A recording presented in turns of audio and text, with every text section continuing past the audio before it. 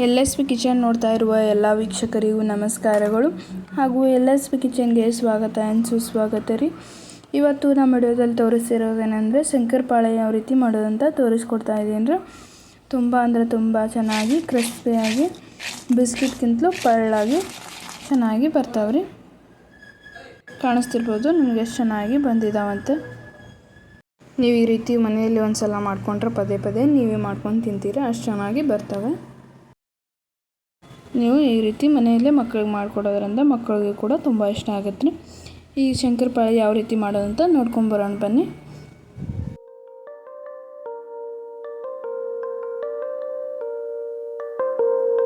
ಒಂದು ಕಪ್ಪಷ್ಟು ಸಕ್ಕರೆ ತೊಗೊಂಡಿದ್ದೀನಿ ರೀ. ನೀವು ಸ್ವೀಟ್ ಜಾಸ್ತಿ ಬೇಕಂದರೆ ಇನ್ನೊಂದು ಸ್ವಲ್ಪ ತೊಗೋಬೋದು ರೀ. ಸಕ್ಕರೆ ತೊಗೊಂಡಿದ್ದೀನಿ ಅಲ್ರಿ, ಅದೇ ಕಪ್ನಲ್ಲಿ 2 ಕಪ್ನಷ್ಟು ಮೈದಾ ಹಿಟ್ಟು ತೊಗೊಂಡಿದ್ದೀನಿ ರೀ. ಒಂದು 2-3 ಏಲಕ್ಕಿ ಕುಟ್ಬಿಟ್ಟು ಇಟ್ಕೊಂಡಿದ್ದೀನಿ ರೀ. ನೀವು ಏಲಕ್ಕಿ ಬೇಕಿದ್ದರೆ ಹಾಕೋಬೋದು, ಇಲ್ಲಾಂದರೆ ಸ್ಕಿಪ್ ಕೂಡ ಮಾಡ್ಕೋಬೋದು. ಅರ್ಧ ಕಪ್ನಷ್ಟು ಎಣ್ಣೆ ತೊಗೊಂಡಿದ್ದೀನಿ ರೀ. ಬೇಕಿದ್ದರೆ ತುಪ್ಪ ಕೂಡ ಹಾಕೋಬೋದು ರೀ.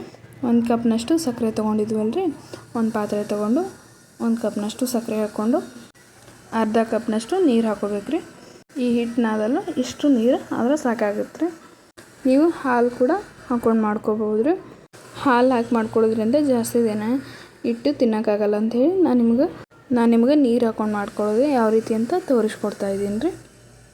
ಈ ಥರ ನೀರು ಹಾಕ್ಕೊಂಡು ಮಾಡ್ಕೊಳ್ಳೋದ್ರಿಂದ ನೀವು 2-3 ತಿಂಗಳಗಟ್ಲೆ ಇಟ್ಟರು ಏನಾಗೋದಿಲ್ಲ ರೀ. ಒಲೆ ಮ್ಯಾಗ ನೀವು ಜಾಸ್ತಿ ಹೊತ್ತು ಏನು ಇಡಬೇಡ್ರಿ. ಸಕ್ಕರೆ ಕರಗೋ ತನಕ ಅಷ್ಟು ಕಾಸ್ಕೊಂಡ್ರೆ ಸಾಕಾಗತ್ತೆ ರೀ. ಜಾಸ್ತಿ ಹೊತ್ತು ಪಾಕ ಬರೋ ತನಕ ಏನು ಕಾಸ್ಕೊಳ್ಳೋದು ಅವಶ್ಯಕತೆ ಇಲ್ಲ ರೀ. ಈ ಥರ ಒಂದು ಅಗಲವಾದದ್ದು ಪಾತ್ರೆ ತೊಗೋಬೇಕು ರೀ. ಪರಾತ ಅಥವಾ ಒಂದು ಪ್ಲೇಟು ತೊಗೊಂಡು 2 ಕಪ್ನಷ್ಟು ಮೈದಾ ಹಿಟ್ಟು ತೊಗೊಂಡಿದ್ವಲ್ಲ ರೀ, ಮೈದಾ ಹಿಟ್ಟು ಹಾಕೋತಾ ಇದ್ದೀನಿ ರೀ. ಜಡಿ ಇಟ್ಕೊಂಡಿದ್ದೀನಿ ರೀ. ನಾನು ಭಾಳ ದಿನ ಆತಾಗಿರುತ್ತಲ್ಲ ರೀ ಹಿಟ್ಟು, ಜಡಿ ಇಟ್ಕೊಂಡು ತೊಗೋಬೇಕು ರೀ. ಆದಷ್ಟು ಒಂದು 2-3 ಏಲಕ್ಕಿ ಕುಟ್ಟಿಟ್ಟಿದ್ನಲ್ಲ ರೀ, ಏಲಕ್ಕಿ ಹಾಕೋತಾ ಇದ್ದೀನಿ ರೀ. ನೀವು ಏಲಕ್ಕಿ ಬೇಕಿದ್ದರೆ ಹಾಕೋಬೋದು ರೀ, ಇಲ್ಲಾಂದ್ರೆ ಸ್ಕಿಪ್ ಕೂಡ ಮಾಡ್ಕೋಬೋದು ರೀ. ನಾನು ಟೇಸ್ಟ್ ಸಂಬಂಧ ಹಾಕೋತಾ ಇದ್ದೀನಿ ರೀ. ಇದನ್ನೆಲ್ಲ ಈ ಥರ ಚೆನ್ನಾಗಿ ಕಲಿಸ್ಕೊಂಡು ಅರ್ಧ ಕಪ್ನಷ್ಟು ಎಣ್ಣೆ ತೊಗೊಂಡಿದ್ವಲ್ಲ ರೀ, ಈ ಥರ ಹಾಕೋಬೇಕು ರೀ. ಹಾಕ್ಕೊಂಡು ಚೆನ್ನಾಗಿ ಮಿಕ್ಸ್ ಮಾಡ್ಕೋಬೇಕು ರೀ. ಎಣ್ಣೆ ಎಲ್ಲ ಹಿಟ್ಟಿಗೆ ಹತ್ಕೊಳ್ಳೋ ಥರ ಮಿಕ್ಸ್ ಮಾಡ್ಕೋಬೇಕು ರೀ. ಹಿಟ್ಟು ಕಲಿಸ್ಕೊಳ್ಳುವಾಗ ಈ ಥರ ಎಣ್ಣೆ ಹಾಕೋದ್ರಿಂದ ಶಂಕರಪಾಳೆ ತುಂಬ ಪಳ್ಳಾಗಿ ಬರ್ತಾವೆ ರೀ. ಈ ಥರ ಎಲ್ಲ ಕಡೆ ಎಣ್ಣೆ ಹತ್ತೋ ಥರ ಕಲಿಸ್ಕೋಬೇಕು ರೀ. ನೀವು ಬೇಕಿದ್ರೆ ತುಪ್ಪ ಕೂಡ ಹಾಕೋಬೋದು ರೀ. ನಾನಿಲ್ಲಿ ಎಲ್ಲರಿಗೂ ಮಾಡೋಕೆ ಈಸಿ ಅಲ್ಲ ಅಂತ ಎಣ್ಣೆ ಹಾಕಿ ಮಾಡಿ ತೋರಿಸ್ತಾ ಇದ್ದೀನಿ ರೀ. ನೋಡಿರಿ, ಈ ಥರ ಎಲ್ಲ ಚೆನ್ನಾಗಿ ಮಿಕ್ಸ್ ಮಾಡ್ಕೋಬೇಕು ರೀ. ಸ್ವಲ್ಪ ಉಪ್ಪು ಹಾಕೋಬೇಕು ರೀ. ಉಪ್ಪು ಹಾಕೊಳ್ಳೋದ್ರಿಂದ ಟೇಸ್ಟು ಚೆನ್ನಾಗಿ ಬರ್ತಾವೆ ರೀ. ಉಪ್ಪು ಹಾಕೊಂಡ್ಬಿಟ್ಟು ಈ ಥರ ಚೆನ್ನಾಗಿ ಎಲ್ಲ ಕಡೆ ಉಪ್ಪು ಎಲ್ಲ ಕಡೆ ಹತ್ಬೇಕು ರೀ ಹಿಟ್ಟಿಗೆ. ಆ ಥರ ಚೆನ್ನಾಗಿ ಮಿಕ್ಸ್ ಮಾಡ್ಕೋಬೇಕು ರೀ. ನೋಡಿರಿ, ಉಂಡೆ ಕಟ್ಟಿದಾಗ ಈ ಥರ ಆಗ್ಬೇಕು ರೀ. ಮುಷ್ಟಿಯಲ್ಲಿ ಹಿಟ್ಟು ಆ ಥರ ಕಲಿಸ್ಕೋಬೇಕು ರೀ. ಅಂದ್ರೆ ಶಂಕರಪಾಳೆ ಚೆನ್ನಾಗಿ ಬರ್ತಾವೆ ರೀ. ಆಮೇಲೆ ಸಕ್ಕರೆ ಕರಗಿಸ್ಕೊಂಡು ಇಟ್ಕೊಂಡಿದ್ವಲ್ಲ ರೀ ನೀರಲ್ಲಿ, ಈ ಥರ ಸ್ವಲ್ಪ ಹಾಕ್ಕೊಂಡು ಕಲಿಸ್ಕೊರಿ.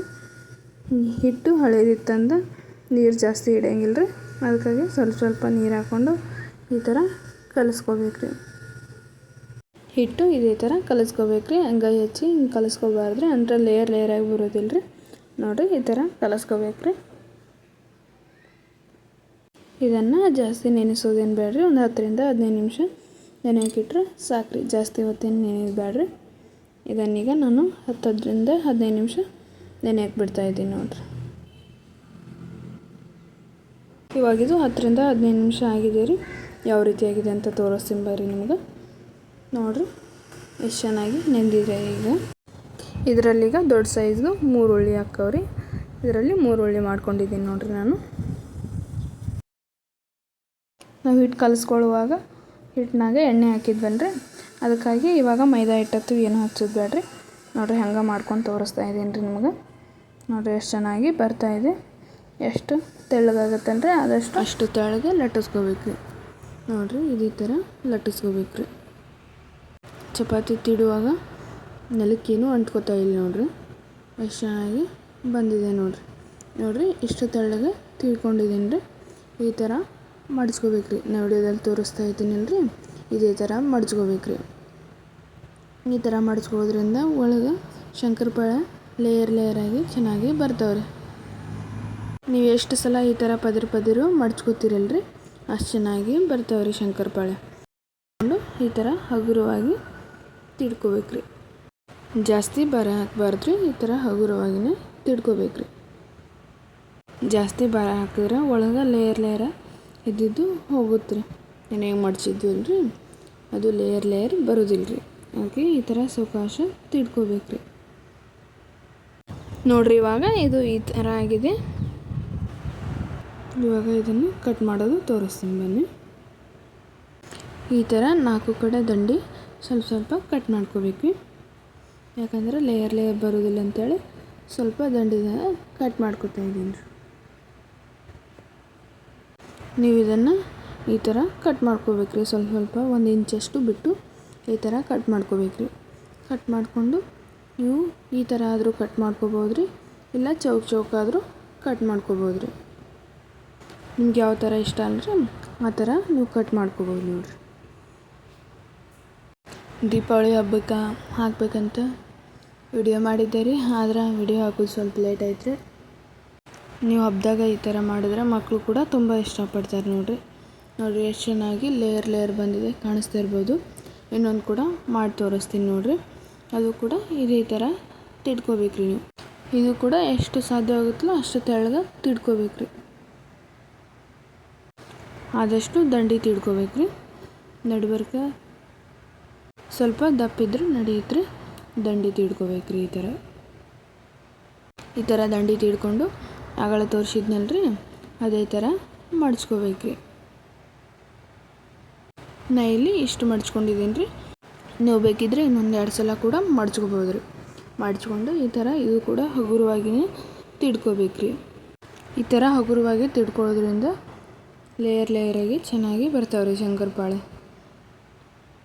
ಈ ಥರ ಮನೆಯಲ್ಲೇ ಮಾಡ್ಕೊಂಡು ತಿನ್ನೋದ್ರಿಂದ ಹೆಲ್ತಿಗೂ ಕೂಡ ತುಂಬ ಒಳ್ಳೆಯದ್ರಿ. ಹಾಗೂ ಮನೆಯಲ್ಲೂ ಕೂಡ ಎಲ್ಲರೂ ಇಷ್ಟಪಡ್ತಾರೆ, ಮಕ್ಕಳು ದೊಡ್ಡವರು ಎಲ್ಲರೂ ಕೂಡ ತುಂಬ ಇಷ್ಟಪಡ್ತಾರೆ. ನೀವು ಬೇಕಿದ್ರೆ ಹಾಲು ಕೂಡ ಹಾಕೊಂಡು ಮಾಡ್ಕೋಬೋದು ಅಂತ ಹೇಳಿದ್ದೆ ರೀ. ಹಾಲನ್ನ ಹಾಕೊಂಡು ಮಾಡ್ಕೊಂಡ್ರೆ ಭಾಳ ದಿನ ಇಡೋಕ್ಕಾಗಲ್ಲ ರೀ. 1 ವಾರ ಅಥವಾ 2 ವಾರ ಇಟ್ಕೊಂಡು ತಿನ್ಬೋದು ರೀ. ಇದು ನಾನು ನೀರು ಹಾಕ್ಕೊಂಡು ಮಾಡ್ಕೊಂಡು ತೋರಿಸಿದ್ನಲ್ರಿ, ಇದು 2-3 ತಿಂಗಳಗಟ್ಟಲೆ ಇಟ್ಟರು ಏನೂ ಆಗೋದಿಲ್ಲ ರೀ. ನೋಡಿರಿ ಇದು ಕೂಡ ನಾನು ದಂಡಿ ಕಟ್ ಮಾಡ್ಕೊಂಡಿದ್ದೀನಿ ರೀ. ದಂಡಿ ಕಟ್ ಮಾಡಿಕೊಂಡು ಈ ಥರ ಸ್ವಲ್ಪ 1 ಇಂಚಷ್ಟು ಬಿಟ್ಟು ಈ ಥರ ಕಟ್ ಮಾಡ್ಕೋಬೇಕ್ರಿ. ಈ ಥರನೇ ಕಟ್ ಮಾಡ್ಕೋಬೇಕ್ರಿ. ಕಟ್ ಮಾಡಿಕೊಂಡು ಈ ಕಡೆ ಕೂಡ 1 ಇಂಚಷ್ಟು ಬಿಟ್ಟು ಕಟ್ ಮಾಡ್ಕೊತಾ ಇದ್ದೀನಿ ರೀ. ನಾ ಆಗಲೇ ತೋರಿಸಿದ್ನಲ್ರಿ ಆ ಥರ ಆದರೂ ಕಟ್ ಮಾಡ್ಕೋಬೋದು ರೀ. ನೀವು ಈ ಥರ ಆದರೂ ಕಟ್ ಮಾಡ್ಕೋಬೋದು ನೋಡಿರಿ ಎಷ್ಟು ಚೆನ್ನಾಗಿ ಬಂದಿದ್ದಾವೆ. ಈ ಒಂದು ಪಾತ್ರೆಯಲ್ಲಿ ಎತ್ತಿಟ್ಕೊಂಡು 2ರಿಂದ 3 ಬ್ಯಾಚ್ ಆಗೋಷ್ಟು ಮಾಡಿಕೊಂಡು ಎತ್ತಿಟ್ಕೋಬೇಕ್ರಿ. ಈಗ ಒಲೆ ಮೇಲೆ ಒಂದು ಪಾತ್ರೆಯಲ್ಲಿ ಎಣ್ಣೆ ಕಾಯಕ್ಕಿಟ್ಟಿದ್ದೀನಿ ರೀ. ಎಣ್ಣೆ ಕಾಯ್ದಿದೆ ರೀ. ಎಣ್ಣೆ ಅಷ್ಟೊಂದು ಖಡಕ್ಕಾಗಿ ಕಾಯಬಾರ್ದ್ರಿ. ಎಣ್ಣೆ ಜಾಸ್ತಿ ಖಡಕ್ ಕಾಯ್ದ್ರೆ ಮ್ಯಾಗ ಕಲರ್ ಬಂದುಬಿಡುತ್ತೆ ರೀ. ಒಳಗಿಂದು ಅಷ್ಟೊಂದು ಸರಿಯಾಗಿ ಬೆನೆಯೋದಿಲ್ಲ ರೀ.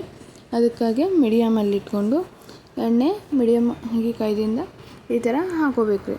ಹಾಕ್ಕೊಂಡು ಚೆನ್ನಾಗಿ ಫ್ರೈ ಮಾಡ್ಕೋಬೇಕ್ರಿ.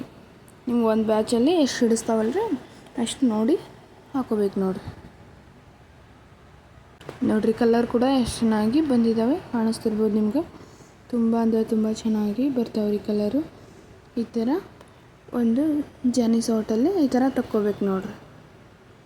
ಈ ಥರ 1-2ರಿಂದ 3 ನಿಮಿಷ ಬಿಟ್ಟರೆ ಎಣ್ಣೆ ಅಷ್ಟು ಬಸದು ಹೋಗುತ್ತೆ. ಇವನ್ನೀಗ ಒಂದು ಪಾತ್ರೆ ಒಳಗೆ ತಕ್ಕೋತಾ ಇದ್ದೀನಿ ರೀ ನಾನು. ನೋಡಿರಿ ಸೌಂಡ್ ಕೇಳಿಸ್ತಿರ್ಬೋದು ನಿಮ್ಗೆ. ಎಷ್ಟು ಕ್ರಿಸ್ಪಿಯಾಗಿ ಬಂದಿದ್ದಾವೆ ಅಂದರೆ ತುಂಬ ಕ್ರಿಸ್ಪಿಯಾಗಿ ಬಂದಿದ್ದಾವೆ ರೀ. ನಾನು ನಿಮ್ಗೆ ಇನ್ನೊಂದು ಬ್ಯಾಚ್ ಕೂಡ ಕರ್ಕೊಂಡು ತೋರಿಸ್ತಾ ಇದ್ದೀನಿ ರೀ. ಇದು ಕೂಡ ಮೀಡಿಯಮ್ ಉರಿಯಲ್ಲೇ ಇಟ್ಕೊಂಡು ಈ ಥರ ಚೆನ್ನಾಗಿ ಕೈ ಬಿಡಲಾರ್ದೆ ಈ ಥರ ಫ್ರೈ ಮಾಡ್ಕೋಬೇಕ್ರಿ. ಗ್ಯಾಸು ಅಷ್ಟು ಹೈ ಫ್ಲೇಮಲ್ಲಿ ಇಡಬಾರ್ದ್ರಿ, ಮೀಡಿಯಮ್ ಫ್ಲೇಮಲ್ಲೇ ಇಟ್ಕೊಂಡು ಈ ಥರ ಕಲರ್ ಬರೋವರೆಗೂ ಫ್ರೈ ಮಾಡ್ಕೋಬೇಕ್ರಿ. ಇವು ಕೂಡ ಎಷ್ಟು ಚೆನ್ನಾಗಿ ಕಲರ್ ಬಂದಿದ್ದಾವೆ ಅಂತ ಕಾಣಿಸ್ತಿರ್ಬೋದು ನಿಮ್ಗೆ.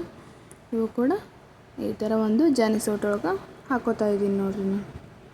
ತುಂಬ ಅಂದರೆ ತುಂಬ ಚೆನ್ನಾಗಿ ಕ್ರಿಸ್ಪಿಯಾಗಿ ಬಂದಿದ್ದಾವೆ ರೀ.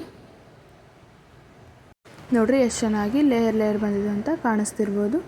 ತುಂಬ ಅಂದರೆ ತುಂಬ ಚೆನ್ನಾಗಿ ಬರ್ತಾವ್ರಿ. ಈ ವಿಡಿಯೋ ಎಲ್ಲರಿಗೂ ಇಷ್ಟ ಆಗೈತೆ ಅನ್ಕೋತೀನಿ ರೀ. ಇಷ್ಟ ಆದರೆ ಖಂಡಿತವಾಗೂ ಎಲ್ಲರೂ ಒಂದು ಸಲ ಟ್ರೈ ಮಾಡಿರಿ.